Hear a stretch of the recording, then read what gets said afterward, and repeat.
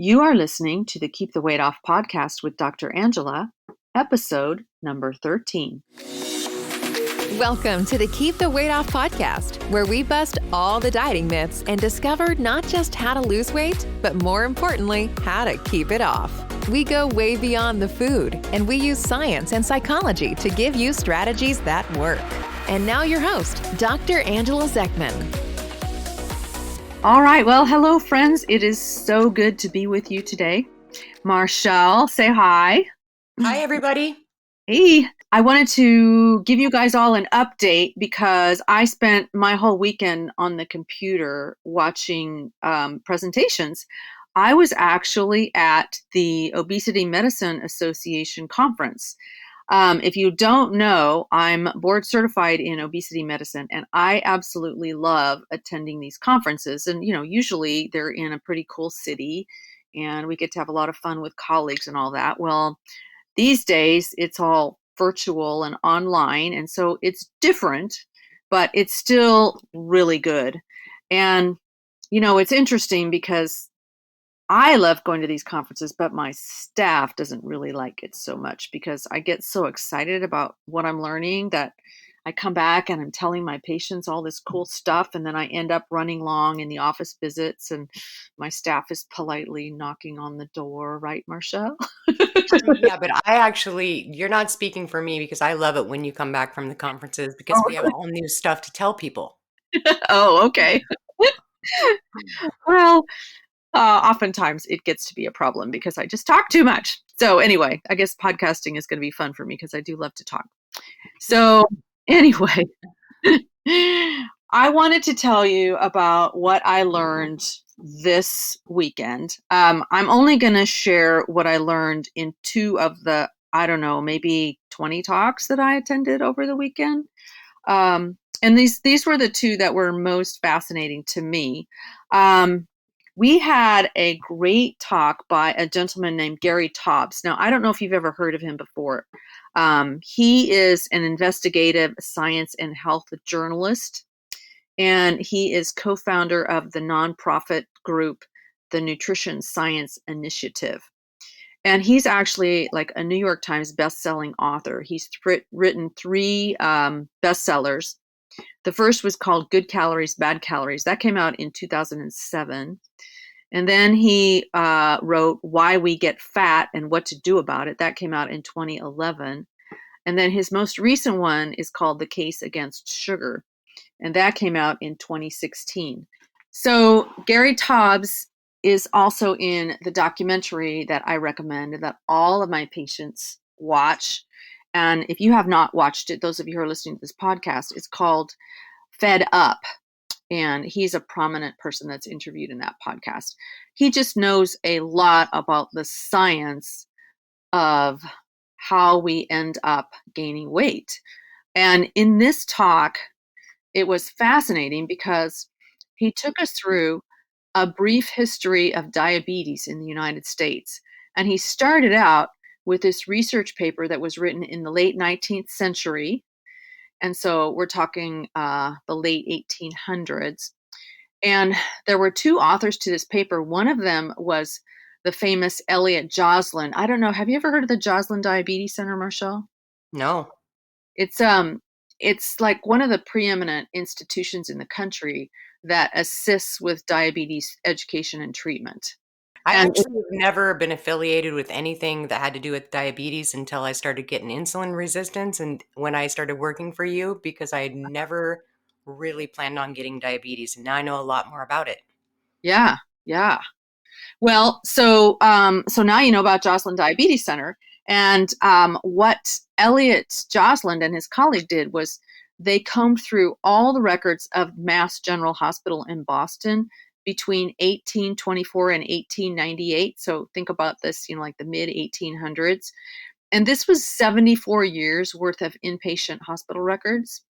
And they had 48,000 records that they combed through. So, like I'm just imagining grad students or somebody helping them go through all of it. And they were all handwritten, obviously. So they were just looking to find out what was the prevalence of diabetes.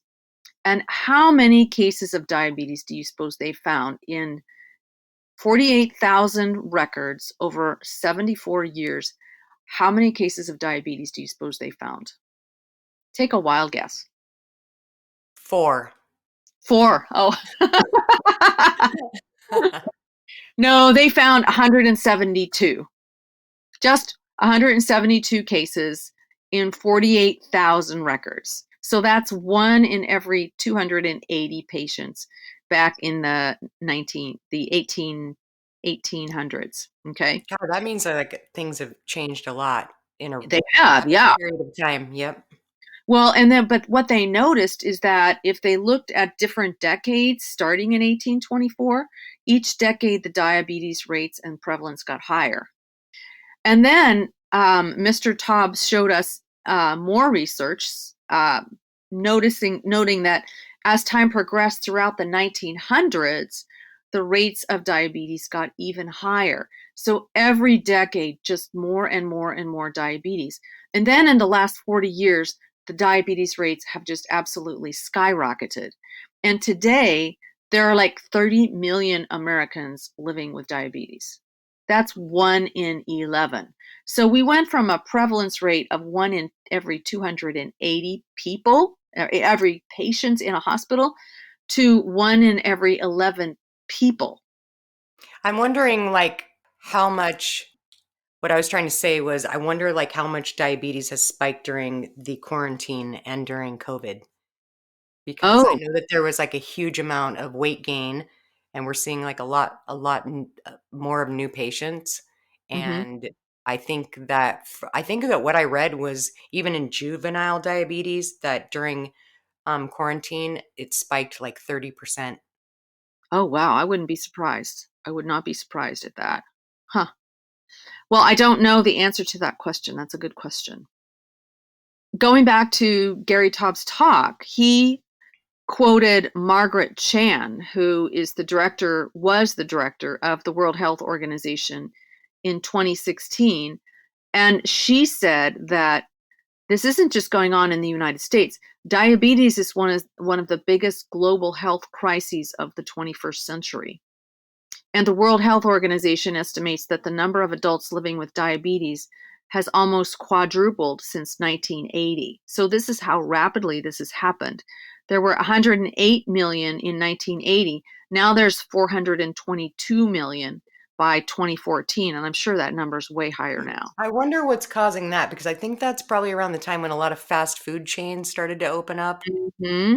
Yeah. A Yeah. lot of so like Pepsi, Coke, all of that kind of stuff probably was Yeah. created. I don't know.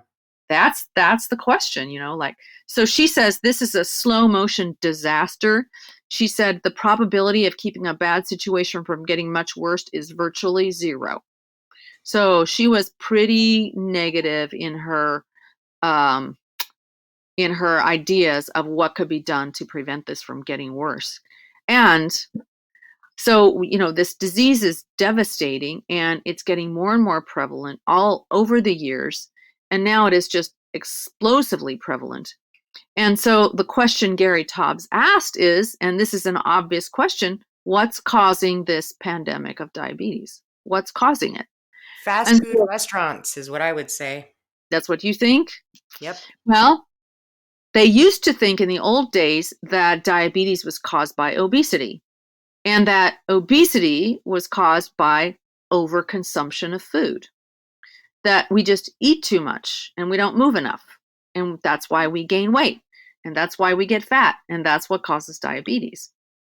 And as a matter of fact, in 2016, the American Beverage Association, hint, hint, Mhm. testified in the US District Court in San Francisco. And here's what they said: obesity arises as a result of an energy imbalance between calories consumed and calories expended, creating an energy surplus and a state of positive energy balance, which in turn results in excess body weight over time. So, so Gary Taubes is just, I mean, he's just brilliant intellectual.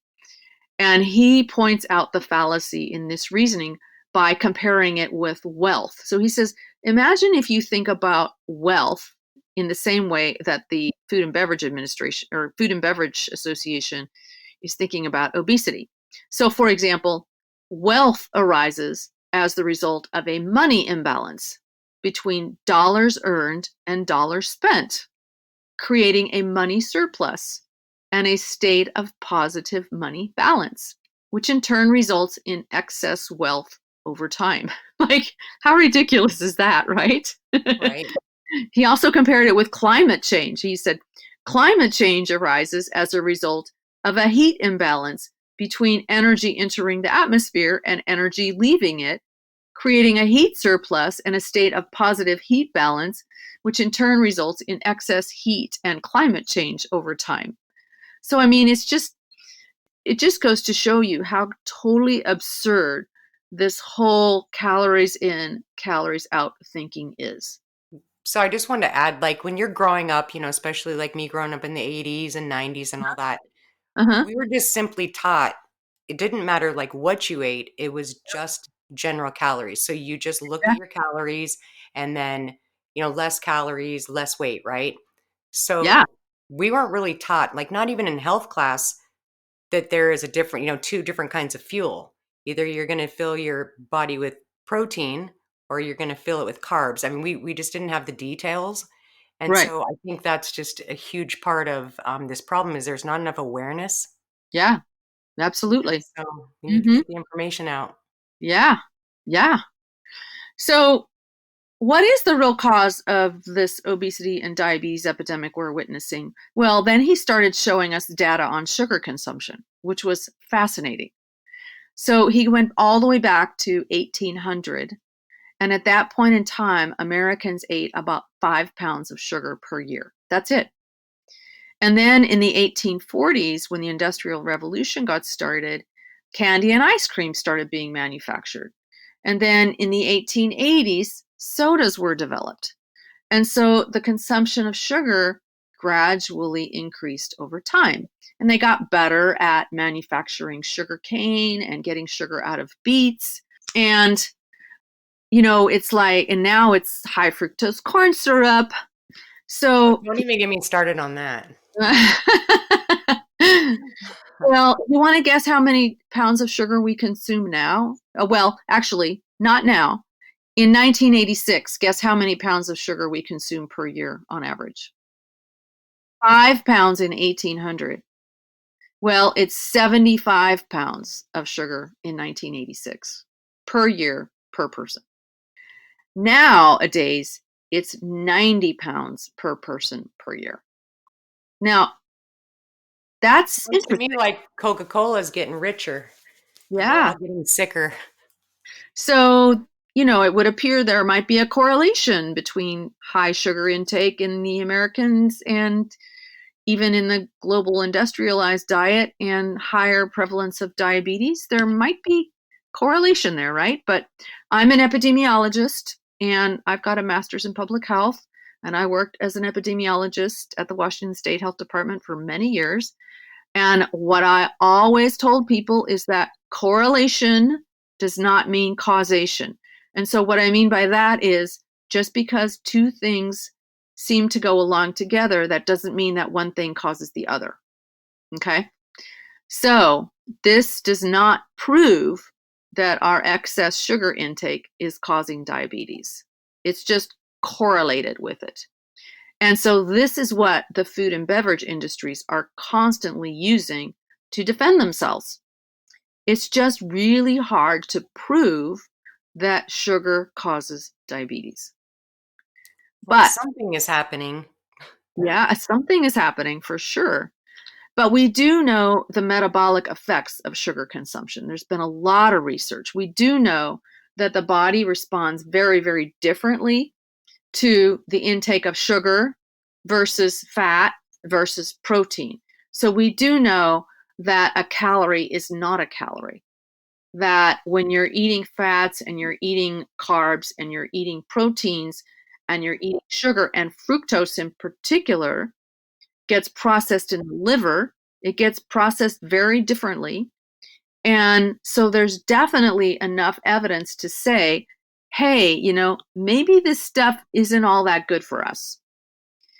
And so in March 2021, there was a study that was done, and they investigated the metabolic effects of daily sugar sweetened beverage consumption, so sodas and energy drinks, for several weeks in healthy, lean men. So they did physical exams on them ahead of time, made sure they were healthy, made sure they didn't have diabetes or any other issues. And then they gave them various amounts of sugar sweetened beverages. And what they found is that beverages sweetened with the sugars fructose and sucrose. Now, sucrose is table sugar and it has both glucose and fructose together. Okay. But beverages that were sweetened, they were different than beverages that were sweetened with just glucose alone. Um, and that anything that had fructose or sucrose, table sugar, in it, it caused the liver to produce fat. And So what I just they, wanted to add, like, the reason why they use the high fructose corn syrup, I did some research on this, yeah, is it's just because it's cheaper to make. for sure, And because in the US, we grow a lot of corn and for not sure. much sugar. Mhm. So we have an abundant amount of corn. So that's how, or that's one of the reasons why we use so much of the high fructose corn syrup, but Mhm. it's extremely bad for you. Yeah. So it goes straight to the liver and it causes the liver to produce fat. And these researchers said this change may pave the way for further unfavorable effects on metabolic health. So that's like scientific lingo that says we think that there might be something going on here. So interesting the way you have to develop your conclusions in scientific papers. So, but we have very, very clear evidence that sugar consumption causes insulin resistance, and that insulin resistance paves the way for diabetes and heart disease and cancer. Yeah, Okay. because so another thing that I read was it's because it's been shown to drive inflammation, which Mm-hmm. is Yeah, it's the starting of all of it. And exactly. that's associated with, the risk of obesity and diabetes and heart disease and cancer. So Exactly. inflammation is where it starts, and that's Mm-hmm. because of the sugar and the high fructose corn syrup. Mm-hmm. So the conclusion is that sugar, and particularly fructose, may well be the fundamental cause of obesity, diabetes, and heart disease because of its effect on insulin resistance. And saying that there's a lack of scientific agreement or that it's controversial, that's true, but it's not reassuring. And of course, the sugar industry is going to be all over that to try to say, hey, you know what? You can't prove that these things aren't safe. What Gary Taubes ended up saying is that there's plenty of evidence to indict sugar as a cause of diabetes, but it's very hard to actually convict sugar of this. So you just have to like keep your ears peeled to the ground and just know that the food industry is going to keep up their shenanigans telling us that candy and sugar sweetened beverages and high fructose corn syrup can be part of a balanced diet. But remember, everybody, this is a crock of crap. Don't fall Yeah, for and it. I guess like when it says, the study shows, then you Mm-hmm. have to pay some attention. And I mean, I even read that loss of memory is associated with the high fructose corn syrup, Oh, yeah. and basic cognitive abilities are linked to the sugar. I mean, the high fructose corn syrup, I think, is like a really deadly problem. I mean, sugar is as well, but I don't know. The high fructose corn syrup, when I started reading about that, got me super pissed. Yeah. Yeah. And they banned it in Europe. So, Yeah, and yeah, exactly. I was just the gonna add Europeans that. haven't figured out. As a So, matter of fact, Gatorade is banned in Europe. really, oh, man. Mhm. Needs to be banned here too. And all of these, like, these crazy, these caffeinated beverages that all the kids are drinking these days. Oh, Right, they're so bad. Ugh. We could do a whole nother podcast just on sugar sweetened beverages. Ugh, it's horrible. right. So that was that awesome talk by Gary Taubes, which I just learned so much from him. We had another talk by a gal on the treatment of diabetes. So we went from like, where's this coming from to how do you treat it now that you've got somebody in front of you? It was a talk on type 2 diabetes or adult onset diabetes. So there's type 1 diabetes, which is generally diagnosed in children, people less than 20 or 25, although there's now another form of diabetes, which is latent onset adult diabetes, adult type 1 diabetes. So there is that being recognized. But when I talk about type 2 diabetes, these are not people who need to take insulin. They're people whose blood sugars run high, and they may end up eventually needing insulin, but they generally don't have to take insulin from the very beginning. And the issue is just really severe insulin resistance. So we learned about, I mean, there are just so many new diabetes drugs that have come out. And basically, those of us who specialize in obesity medicine these days really need to know how to treat diabetes, because essentially it's diabesity. Diabesity, you get that, diabetes and obesity, they just go along together. And I noticed that I'm diagnosing adult onset diabetes at younger and younger ages all the time. I mean, we have 30-year-olds, 20-year-olds that I'm diagnosing with diabetes. And it just kills me, to be diagnosing someone that young with adult onset diabetes. We used to never see it in people that young. We'd see it in 50 and 60 and 70-year-olds. And this is like when I'm really tempted to just throw charts across the room and yell and scream at the food industry, because they're doing this to people. This is what they're doing to people, and this is what they're doing to our kids, is they're setting them up for a lifetime of hell. So when I diagnose someone with diabetes, I know that education is key. Now, many people don't really understand that diabetes is fundamentally a disease of the blood vessels. So if you think about it, if any of you podcast listeners have diabetes, that's what I want you to understand. It's a disease of the blood vessels. And if the blood vessels don't function properly and they get clogged up, then the body's cells start to die off. And that's why we end up seeing all of the complications that we see of diabetes. So the tiny blood vessels in the nerves are generally the first ones that get blocked off. And so people will end up with what's called neuropathy, which basically just means that there's numbness and tingling and pain, usually in the legs and feet.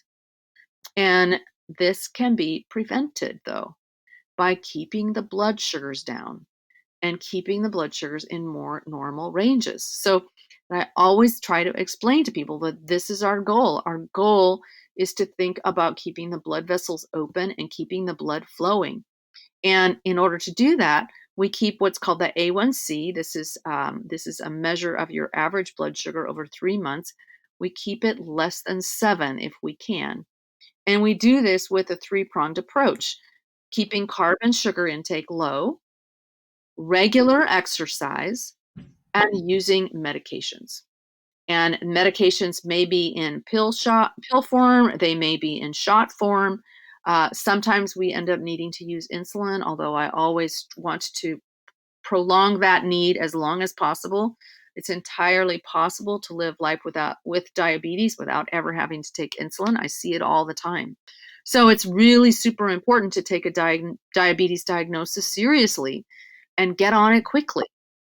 Research shows that like the sooner you get it under control, the better the long-term outcomes are. And some people, I can tell just by talking to them that they're in denial. They're not hearing me. They hear that they've got diabetes, but they just aren't able to take it in. And so they deny it and ignore it. And then there are others who, they're not diabetic, but they're headed in that direction. And they're already really super, super scared and anxious about it because they've seen somebody in their life who's had diabetes. And they're like, I don't want that.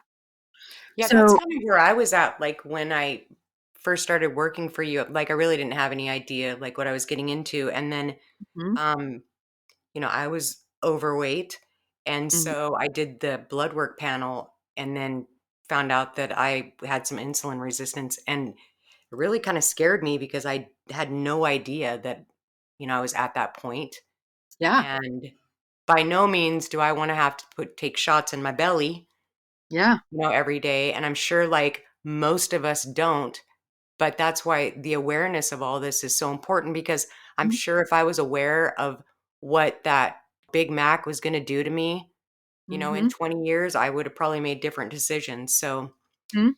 Yeah. yeah. Yeah. Well, everyone handles this diagnosis differently.